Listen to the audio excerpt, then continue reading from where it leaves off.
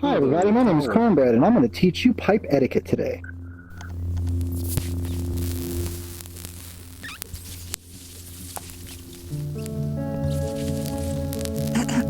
We're parking on the grass, man.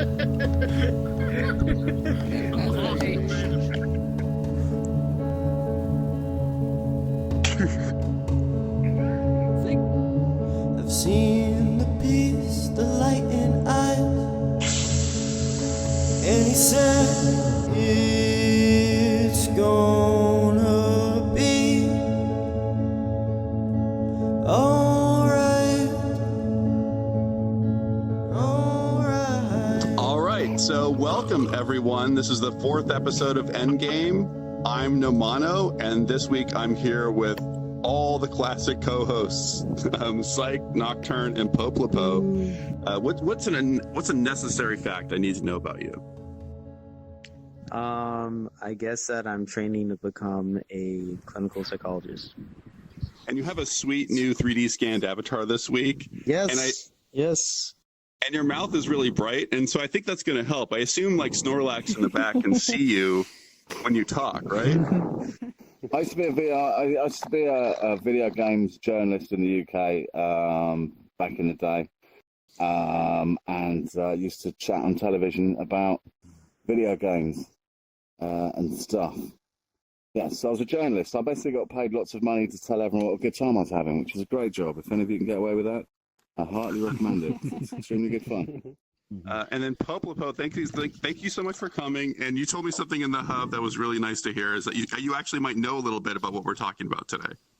Yeah, I've been, I wouldn't call it formally trained, semi-formally trained. I took a class for a year about etiquette, and so it was every week for a year we would learn about, how, when to tip your hat and how to put on a tea party and how to address stationery and sometimes more fun stuff, the ins and outs of wine tasting and that sort of thing. That was all with very formal etiquette, very traditional etiquette. But of course, what we're going to be discussing here is a little bit more untraditional, neo-traditional maybe etiquette. A little bit more VR orientated, I think. VR. Yeah, well, it's in a totally new environment, so yeah. It's still so new that, like, I don't know, there's not a lot of information out there. But this is something we can do. This is something we can do today, right? This is something we can do today. I mean, several thousand years ago, some bearded dude walked down from a mountaintop with a bunch of big stone tablets with some useless commandments on there, like "Thou shalt not covet thy neighbour's goat" and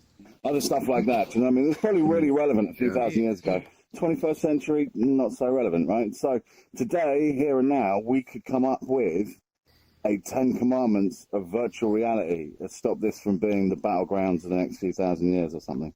I just feel like the commandments thing is like everyone has to actually follow them, and it's actually interesting because I think there has been a ton of writing about this. It's just been in the context of trolls, like all the articles about alt space and like, can you be sexually assaulted in VR? And like, we're looking at if you look at a continuum of like etiquette and what is violation of etiquette and what is, following etiquette to an extreme, I feel like the only thing that we've been talking about is the trolling, and that's why it's such a great idea to talk about the, I'm still of the opinion that if Moses had come down from the mountaintop with the one commandment of thy Lord thy God, just the words "don't be a fucking dick" written in 10-foot high letters in stone, the last few thousand years would have been pretty chilled. Do you know what I mean? So we could leave it at that, but that would be a really boring discussion.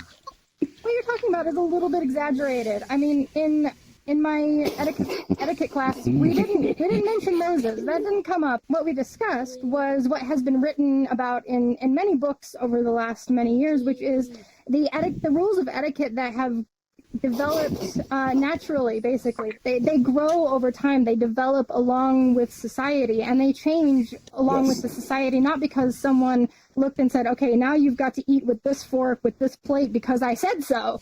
The question is, like, is that how it's going to happen in VR too? Well, I guess the one thing about etiquette is etiquette's always been used as well by the elites to sort of make the lower classes feel a little bit stupid. Do you know what I mean? It's to create a separate, like, we know how to do this properly and you don't. There's been an element of that. I feel like that probably is true about the real world.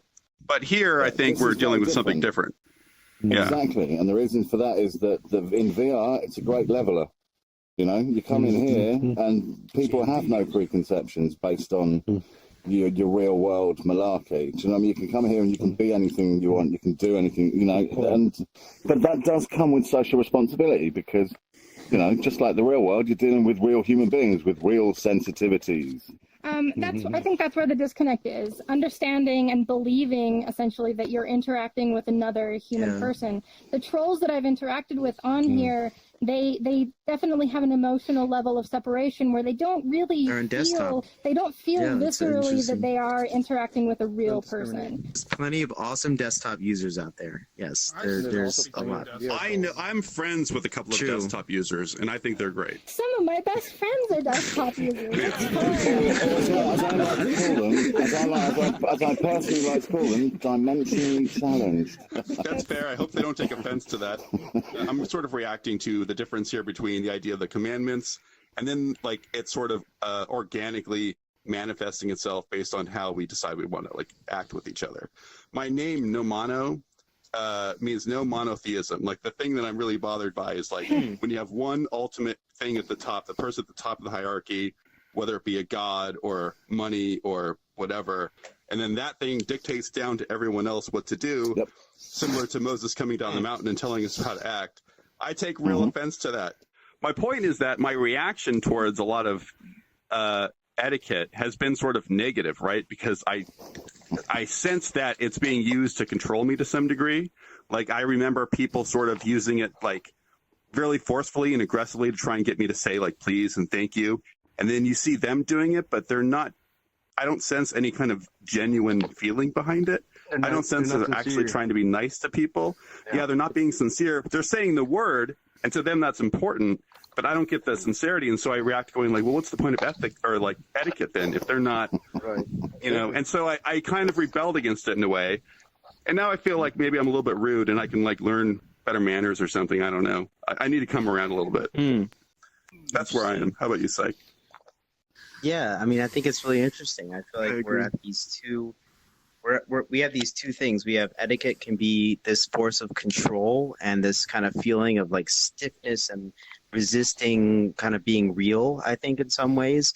And at the same time, it can provide the foundation upon which we build attachments with one another. I mean, like most of our friends right now were made the first time we met any of our friends, we were engaging in the rules Poplopo was talking about.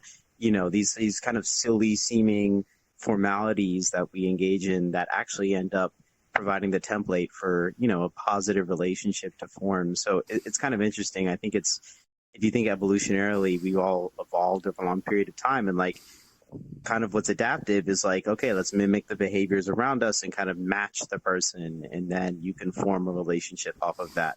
Yeah, taking my experience from the class that I took, it was they sort of called an academy. The headmistress of this academy was someone I admire, like a lady of true grace, and she said that etiquette, the rules of etiquette, of being polite, the formalities and everything, they are to serve one purpose, which is to act as a facilitator of social interaction. So it's supposed to kind of lubricate interactions to make it easy for us to communicate with each other, for us to all coexist together. And if you're not using etiquette for that purpose, then you're misusing it. So like has been mentioned earlier, when etiquette is used to, to enhance class divides, it's being misused. That's not what it's for. It's for making sure that everyone feels comfortable. They know what is proper and how to behave. They know how to communicate. They know that when they're in a business agreement, that, you know, you reach over and you shake someone's hand to indicate that you're willing to do business with them, and then that knowledge of that formality kind of helps things proceed, and it helps everyone feel comfortable. And so I think probably the questions that we want to answer here have to do with what makes people feel uncomfortable in VR, what will offend someone, and how can that be kind of integrated into a sort of social code. Like sounds, hearing sounds in your ears that are unpleasant is going to make you feel uncomfortable. And I'm sure there are many other examples. And so, like, for me personally, that's what I would like to see the discussion about etiquette around is not so much what's proper, but what makes people feel comfortable and what makes them all able to coexist in the same space, even if we have other differences. Right on. I think that's exactly it. Yeah. Okay, I was going to say there are some pretty big definites when it comes to etiquette in VR, and it's the day-to-day stuff that we all have to deal with, like microphone control, noise abuse, especially like when you go in a room and there's music playing. You turn the music down because you don't want to listen to Truly Madly Deeply because it really grips your shit. So you turn the music off, and then you have one person leaping around dancing, singing at the top of their lungs in between lots of nose breathing. If you sound like a live animal dissection, probably not a good idea to unleash things at the top of your lungs. Do you know what I mean? A little bit of control of your microphone, not going to be going to miss. Likewise, if you're eating, this is another thing. How many people in here really hate it when the person next to them in VR starts literally sounding like a packet of Doritos fucking another packet of Doritos? I don't have an issue with that because I do. I've been the sounds. But I think that's something that you have to learn. Like, it's not malicious, right? In real life, I can start to detect, like, oh, maybe I'm being problematic because, like, we both are existing in the real world. But here, you don't know when people are hearing you breathe or hearing you type. The whole time, man, I can hear you breathing right now. Oh no! I can't. Maybe it's no. Someone over here. You see the messing with Someone over here is really nice breathing. Someone's got some. Feel you breathing, and it's really unsettling. It's the internet equivalent of walking out with spinach in your teeth. Do you know what I mean? 90% of people are just going to let you look like a complete dick for the entire day with that spinach hanging out of your face. That's true. And But a true friend. But your real friend will come up and tap you on the shoulder and go. I'm curious, like, what you guys think about the self-presentation, like exactly what you said about being malicious or whatever, that there's that lack in VR of, like, intentionality. I think that there's, like, with etiquette in general, like, I think that there's a sense of discomfort that occurs when people violate norms that are expected. But here, I think it's this thing where it's like, it's just like in a movie theater, if someone's like doing something that's annoying, there's this threshold at which people have to meet a threshold in terms of saying, turning around and being like, hey, can you like shut up or like whatever, like, getting really angry, and people don't want to say anything and they wait a long time to say something. I think part of what the difference in VR is that we don't actually know when we're necessarily offending someone, even less than in real life. And people differ in their ability to be self-aware, but like, technology is basically making it easier for unintended negative experiences to happen for others. I mean, a lot of people take it for granted that we're all in the same culture, and we're not. There's a very big difference between the American mindset and the Australian mindset. There's an enormous gulf of difference from people in the Middle East and people in the West. There's all kinds of very, very peculiar cultural idiosyncrasies, that a lot of people are fairly ignorant about. So it's very easy to offend people from other cultures. But at the same time, you've got this beautiful breeding ground for cross-pollination of ideas and thoughts. And so just like Poplopo was saying, like, the only way that we're going to be able to solve that is by actually listening to those people. If you're the minority, like, you might be the one that has to bring it up. And so we have to sort of support a culture where, like, we're not keeping people down and sort of welcoming, like, oh, yeah, checking each other's feelings, I guess. Yeah. It can't come from above. Then you become like a tyrant. And there's no tyrants here. Nope. Except for the leprechaun. Yeah. It's a giant messy free-for-all, and I love it. Like, the one that comes to my mind, and this, I don't know if this actually applies to exactly what we're talking about, but like, well, it has, there's somebody talking over me right now, but I was going to say, like, talking over each other. And I don't mean like that. I sort of mean that when we're having a conversation, two people try and chime in at the same time, and one person overrides the other one. And that's not necessarily malicious. It might not be even a bad thing, because we can't just keep stopping and, like, waiting for each other to speak. Like, communication happens naturally. And I think the thing that's unique to VR is it's like a microsecond slower than real life. And so like in real life, if I'm speaking to you, I'm gonna see like your mouth start to move and like tiny cues that tell me you want to talk. I'm gonna stop. But here, like there's that. You get a little bit of lag. A little bit of lag, which means that I start talking, you start talking, and now I got to go like, shit, do I stop? Do I let him talk? What do I do? And I panic. So, in terms of, people, talking to each other at the same time, talking over each other, in terms of VRchat, I don't see much different from any other online social communication where there's a small delay. Personally, I found it kind of easier, actually, to talk to people, having hand cues and things like that. People being like, no, you go first, or like, things like this, like, instead of saying like, excuse me, or anything like that, I could simply have a visual cue to speak, Yeah. And that definitely helps. is that one specifically like a big deal? I mean, like, do you think that there's anything, have you had any situations where it was like a significant problem? I have to edit this show, and like the last one I had to watch, several times, like cutting it together. And so every time I speak over someone, I cringe, right? Like I definitely interrupted you a lot, Poplopo, and like I'm like, what? And it, I don't know, when you have to watch yourself do it over and over. It's your show. That's your job. It's your job. That's not why I'm interrupting. I'm interrupting because I'm rude and I don't quite understand the convention yet. Oh, you're interrupting because you're rude.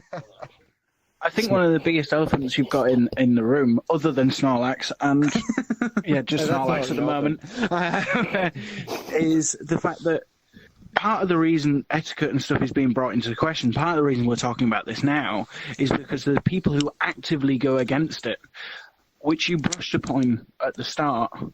There's some people, as we call them trolling, that just don't care. They don't give a shit. Absolutely. The point of it is they're getting a kick out of making people feel uncomfortable. But the great thing about VR is we have tools to deal with it, You have a mute button and you have a block button. And you can just remove them completely out of your existence. We have a pill. Yeah, yeah, and you also have your personal space bubble. I think personal space is also probably one of the biggest ones in VR, and you alluded to it on your opener actually when you're talking about people being was it you that said that, Psych? Was it you, Nomono? The whole thing about somebody complaining about being sexually assaulted in virtual reality. Oh yeah. If you're playing a two-dimensional game on a screen, you don't have a sense of presence. You don't have that. Absolutely.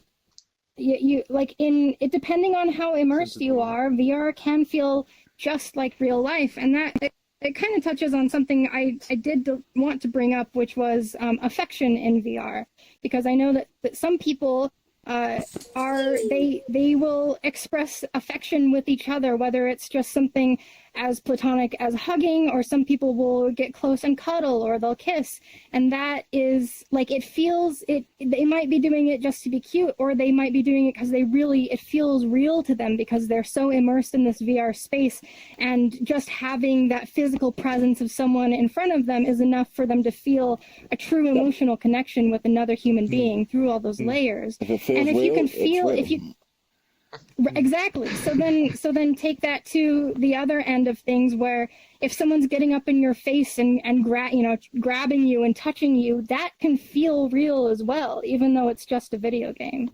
We have evidence from research that shows that like people who do exposure therapy is just as effective in virtual reality as it is in real life, which is like, if you can treat someone's PTSD using virtual reality, you can trigger it in a social VR environment by mimicking some of the things that have caused them trauma in the past. So it's kind of interesting that the power and the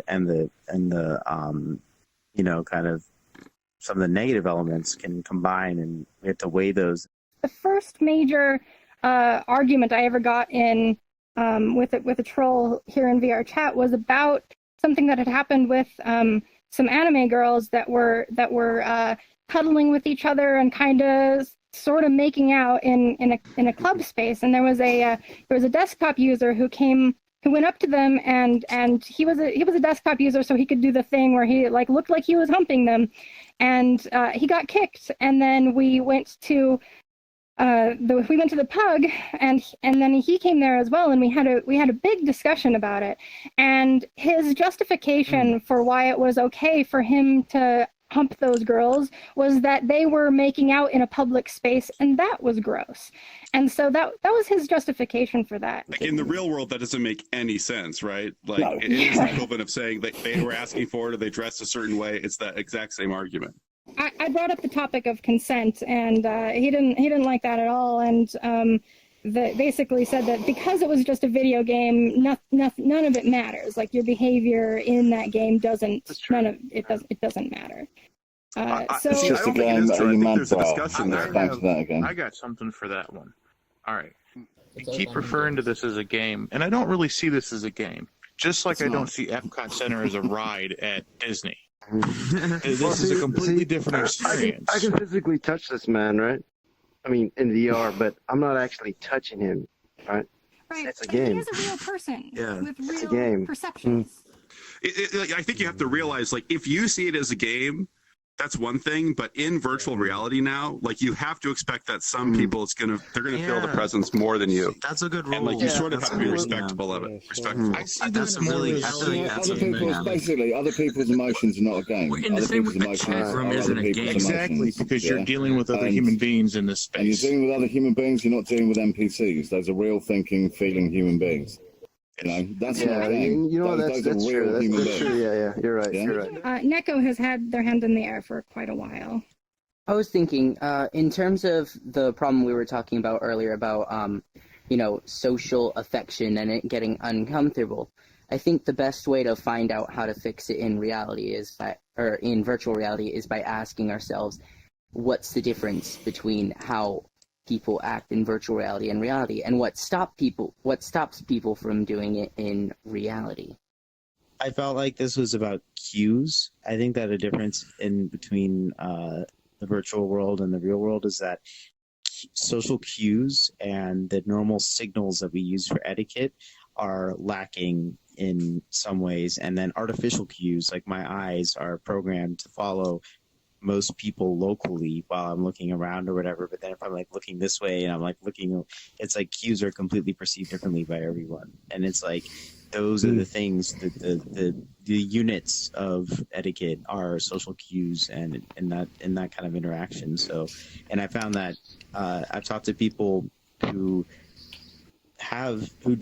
people who have social anxiety tend to actually like the fact that there's not as many cues because there's not as much kind of to interpret negatively. But people without social anxiety sometimes find it really hard because they normally use those.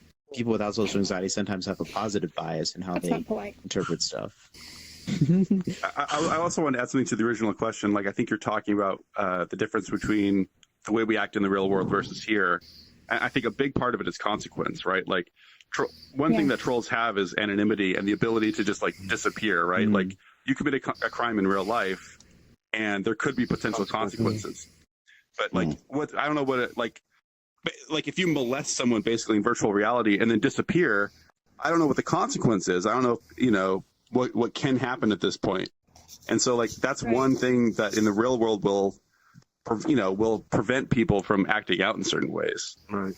Well, the consequence here is that you don't get to come back into the space if you do something that is, disruptive or, just hateful in that manner.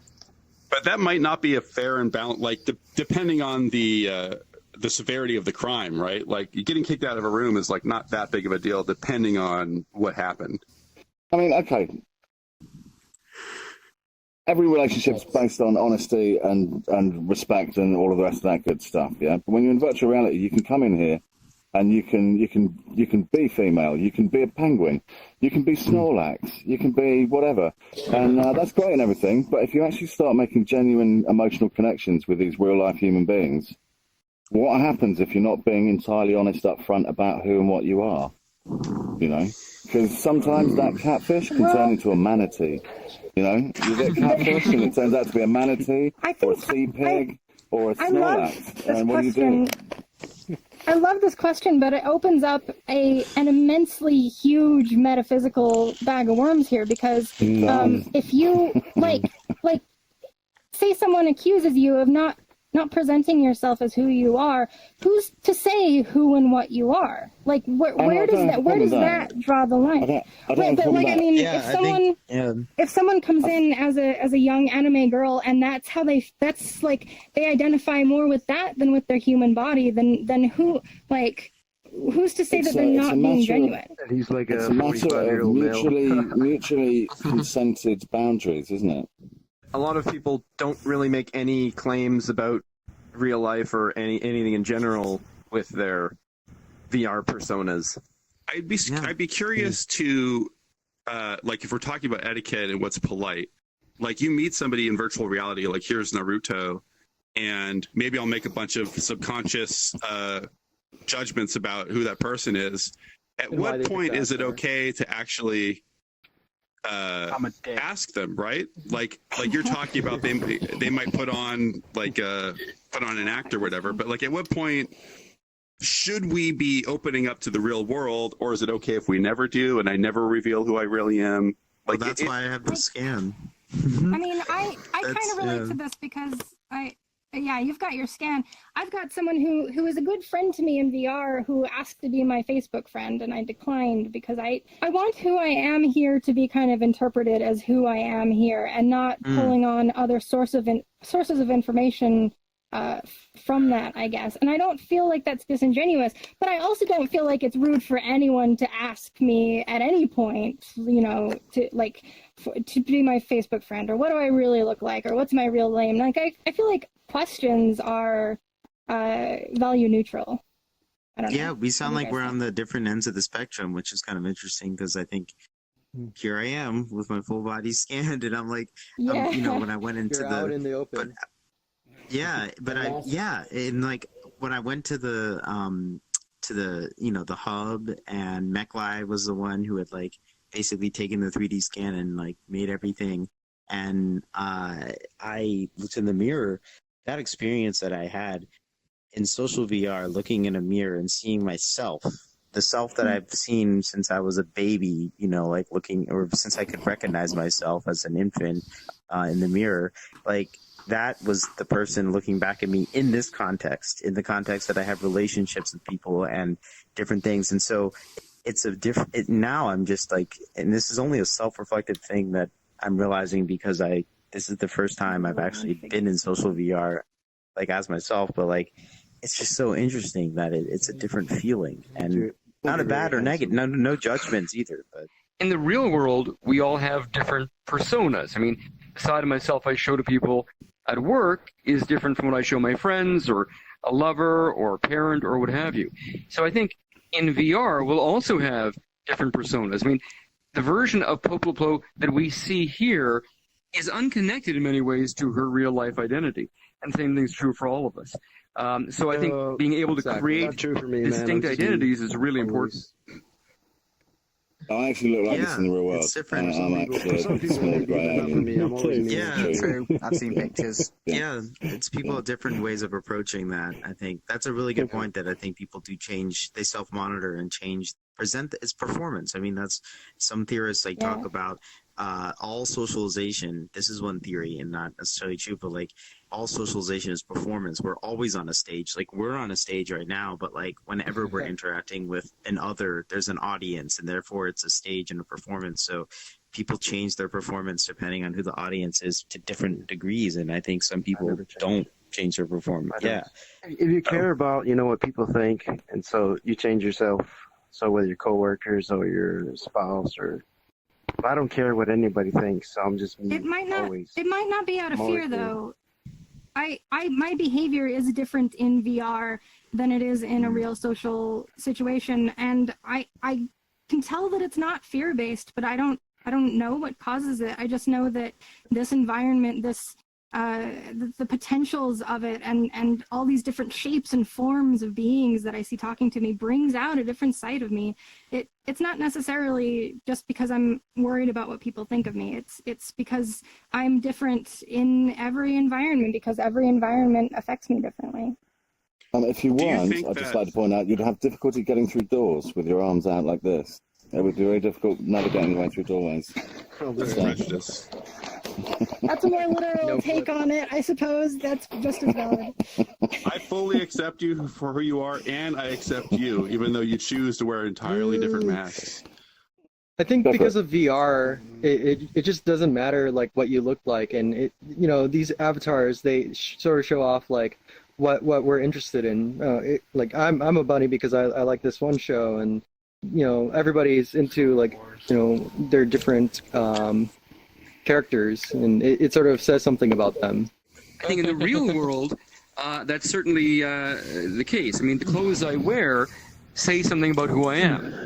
And in fact, it's even context dependent. So if I'm going out to a party with friends, I'll wear something very different than I would meeting my girlfriend's parents or in a workplace or what have you. So I think our choice of avatar does express something about not only who we are, but who we are at that moment in time.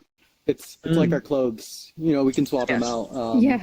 We have a body depending on like wardrobe. if we can Really intense afford clothes. that. Afford, different clothes, but avatars is all about like if you can find something interesting that expresses what you are. Oh yeah, it's pretty much like an extension of reir life. I mean, we wear so many like Over different here. masks in different situations.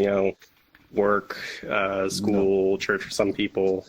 And in these different environments, it dictates so much like the etiquette that goes on and just what we do. How you're treated, all these different things here. And it just like VRchat, it can hide so much. Like, if you're at work, you probably have at least, 2 abusive coworkers somewhere in the building, probably go home and beat their wives or something at night. But you'll never know it because you're at work. It's dictated by that social environment thing. Presentation I think, itself. Yeah, VR just extends that. This is just, it's a new environment. So, I mean, we don't really have conditioned responses to like anime girls running around or anything like that. But, that sort of stuff will probably just develop, and otherwise we're just building off of like our real life experiences here. I'm gonna go all the way back to affection. Please do. Jay Travelin will voice for this, but in another application with only 7 avatars, I think, not promotion, Alt Space VR, I actually did kind of have like you could pseudo call it a VR wife. I thought of it more as dating. I kind of know what you guys are talking about. I can see where your concern is, but being forced into only very few avatars, you don't really get that personal connection of like in here. Like I've not seen anybody other than real life couples be, together. I have noticed like, especially in VRchat, there's a number of non-speaking people, and many of them are female avatars, but as we know, there's a lot more female avatars than there are females in VRchat. And I am unable to, like, I guess just the way I was brought up, I naturally treat men and women differently. There's different social norms in interacting, just naturally. And so it's actually awkward when I interact with quiet female avatars in VRchat. I'm not sure whether I should interact with them in a way that's feminine or masculine. And it's not even conscious. It's almost on a subconscious level. I'm not sure if anybody else has had that issue at all. I've had the exact same thing. Yeah. I think you should just ask them how they'd like to be treated. You know what I mean? If they want to be, No, but that's awkward. I don't think. You're a man. Hold on, can we put this out to the ladies over here? Okay, ladies over here. Like, do you object if someone comes up and says, "How should we approach you?" As a male or as a female or as whatever, fluid? The answer is, you treat me however you want to, and if I have a problem with you, I'm going to say something, right? Now, I have a policy of like anybody who's got a female avatar, I generally refer to as a she or a her, unless they ask me otherwise. How does that seem to the rest of you? Does that seem reasonable? That seems reasonable, yeah. That seems reasonable, yeah, absolutely. San Francisco, when I see someone wearing women's clothes, I don't know, it's all very confusing. I'd like to know what Mimi has to say. Shaney, I think, will... Yeah, Mimi's pushing it off to me. Mimi's a mute. So going back to unwanted touching and stuff like that in the virtual reality world, I find it really interesting because unsurprisingly, like I experience that day in and day out in virtual reality in general. And really, I think that we're trying to create rules for things that we can solve as a community just by saying, hey, like, back off, right? Like, when I'm getting touched, I can be at the disadvantage, right? So, but somebody else in the community can step in and say, hey, that's not right. And when one person does it, that's just one person. But when the community around the person steps in and says, hey, that's not right, all of a sudden that person's on the defensive. And when you do that, you change people's perspectives. Interesting. And we all have reputations with each other too. So like we know how to treat each other and what everybody's comfortable with. In every VR chat I've ever been in, and a few text-based, if it's a female avatar, I treat it like a female until told otherwise. Just automatic assumption. I've taught other people that, and people get less aggressive if you call them a female if they're in a female avatar. What is the difference? How do you treat a female different from a male? Him, I'll talk about girls too, and her, I'll talk about fashion and stuff like that too. Okay, so you change what topics you talk about. What if and how I, you as a talk female, to them, personality towards them. right? What if I, as a female, want you to treat me how you'd treat any other guy? What if I feel like that's more equal? Well, I mean, I grew up in the southern parts of the United States, and it's just in the society I grew up in, the way males interact friendly is by demeaning each other and talking crap about each other, and the way the way you interact with women is politeness. And if a woman wants to be treated that way, she has to, I guess, interact like a man to another man. But it's naturally, if I walk up to a woman and start talking crap about her, physical body, and with a male, that's actually acceptable in many situations. No, thank you very much for the information. I ask because, like, as a woman, and if you treat me in a certain way, I'm not gonna know what the other, like, I don't know what the difference is, because I only get one end of that. One of the things that the best with any inequality or any kind of thing, it's like the best thing to do is for people's expectations to be violated, or for them to have new experiences or whatever. And like, it's exciting because this is a platform where men are embodying women, and women can embody men, and gender becomes this thing that's actually less distinctive or something, or divisive in terms of how people are praising each other. And I think that could bleed into the real world, where it actually helps to address some of it connects people together in a non-judgmental way. And I think that can help with oppression of different minorities, and we're on an equal playing field. I heard a lot of, talk about these things like masks, like this being a mask, that being a mask of who you really are. But I have a question. Does your virtual avatar represent your personality any more or less than how you look in real life? I mentioned Facebook earlier as I didn't want to connect the two. Yes. That's kind of a lie. I made my Facebook profile my Facebook profile picture Poplopo, my Poplopo avatar. I asked that same question actually, and I got sarcastic responses from people on the Facebook. But I am interested in your guys, because I chose this face. Doesn't that make it more mine than the face I didn't choose? Mm-hmm. Yeah. I think that in terms of that question, it also answers the other question of how people should be, identified in terms of like gender or anything like that. Because the thing is, how I feel about the whole, gender situation, I feel less like people should be focused on referring as a specific gender, but rather just sort of getting rid of any gender roles. Because, people are who they are, and that's how I see it. Much easier said than done. Yeah, that's true. So I just wanted to point out, nobody's sat here talking about how to treat owls.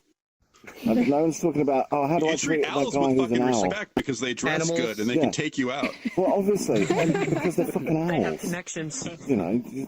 What were you saying, Hackspanner? If you want someone to treat you as genderless or not considered gender, shouldn't you become a genderless avatar?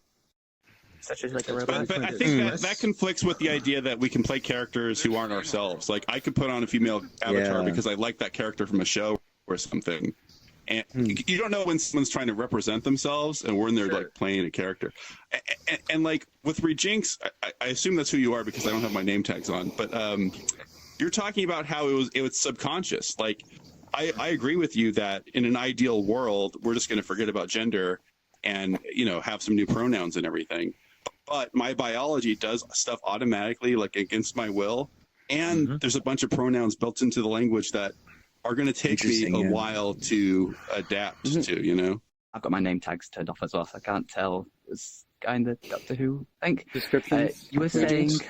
Just call me the Doctor, it's fine. The Doctor is in. Sometimes, based on what I know that the other person is like culturally, whether they are a man or a woman, it still changes because there's like for example, if I'm talking to a Scottish woman, because of some of the cultural things, and once I get to know them the same way as a Scottish man, because of some cultural things, I tend to treat them very similar.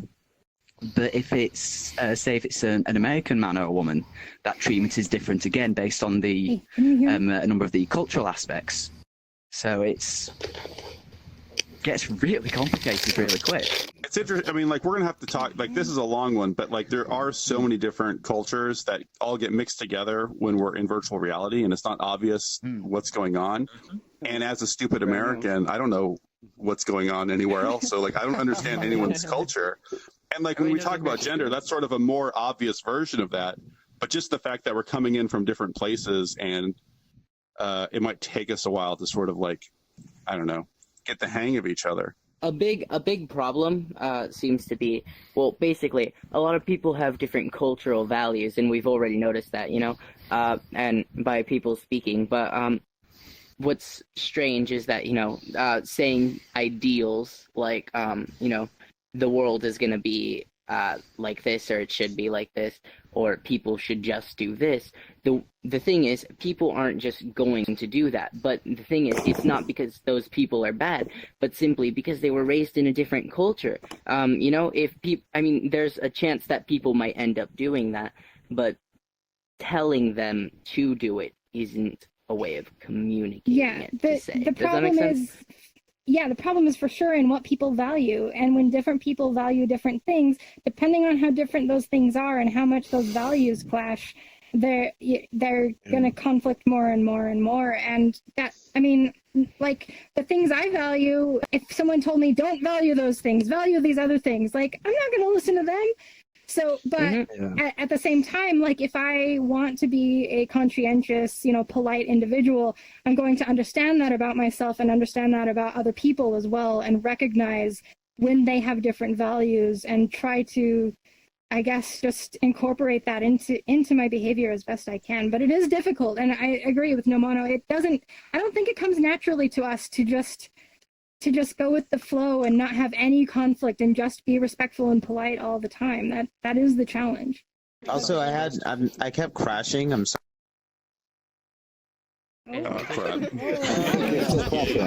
Sneaking suspicion.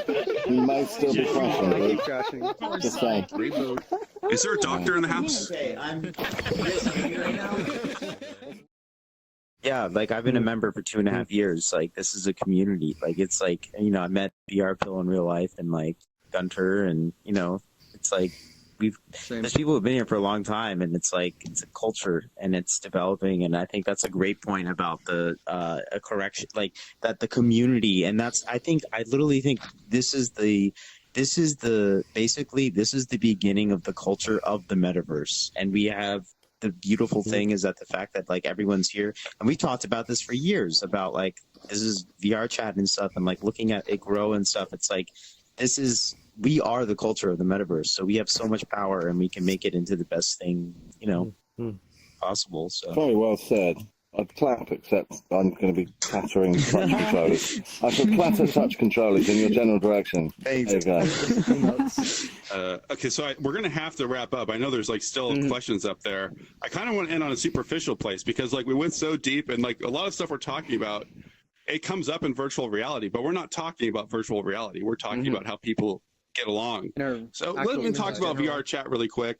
And what something I want to put up on the commandment is that when you're the person talking, you're not hitting your trackpad all the time. Like Nocturne does it, you're doing it, and this is really frustrating, and I hate it. I want to hear your voice, but it's hard to like look at you if you're like moving around.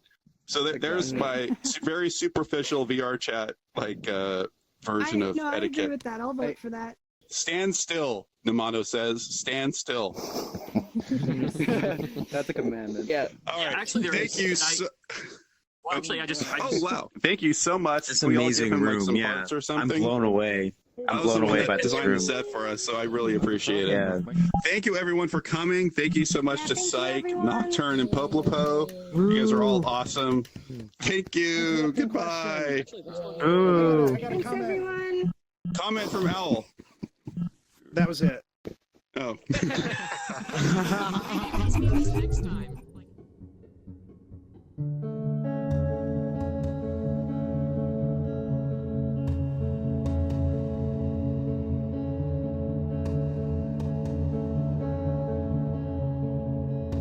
It almost looks like Towley from South Park. You know Towley? Plus SpongeBob. Actually, it doesn't look anything like SpongeBob because I saw SpongeBob in here. He hates when you tell him that. Listen, put the knife down. I'm just saying you have the same dimensions as the classic SpongeBob character. All right. Oh shit. I'm not SpongeBob. I